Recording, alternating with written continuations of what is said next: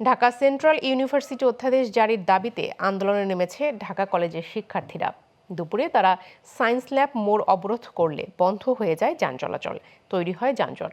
শিক্ষার্থীদের অভিযোগ, সরকার প্রতিশ্রুতি দিয়েও নির্ধারিত সময়ের মধ্যে ঢাকা সেন্ট্রাল ইউনিভার্সিটি আইন অনুযায়ী অধ্যাদেশ জারি করেনি। তাদের দাবি, বৃহস্পতিবার উপদেষ্টা পরিষদের সভায় ঢাকা সেন্ট্রাল ইউনিভার্সিটি আইন 2025 এর খসড়ার চূড়ান্ত অনুমোদন দিতে হবে।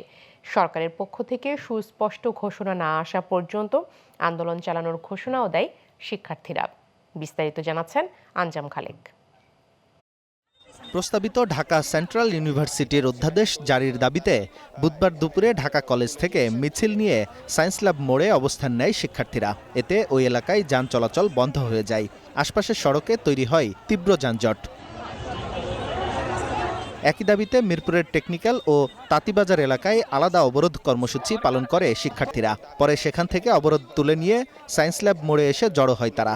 আন্দোলনকে এককেন্দ্রিক ও আরও কার্যকর করতে সমন্বয়কারীরা সব শিক্ষার্থীকে সায়েন্স ল্যাবে অবস্থান নেয়ার এই সিদ্ধান্ত দেয়। শিক্ষার্থীদের অভিযোগ, সরকার প্রতিশ্রুতি দিয়েও নির্ধারিত সময়ের মধ্যে ঢাকা সেন্ট্রাল ইউনিভার্সিটি আইন অনুযায়ী অধ্যাদেশ জারি করেনি। শিক্ষা মন্ত্রণালয়ে গেছিলাম, কথা বলছিলাম, তারা বলছিল যে জানুয়ারির 15 তারিখের মধ্যে তারা অধ্যাদেশ জারি করবে, কিন্তু আপনারা জানেন আজকে 14 তারিখ, এখন পর্যন্ত আমাদের অধ্যাদেশ জারি হয়নি।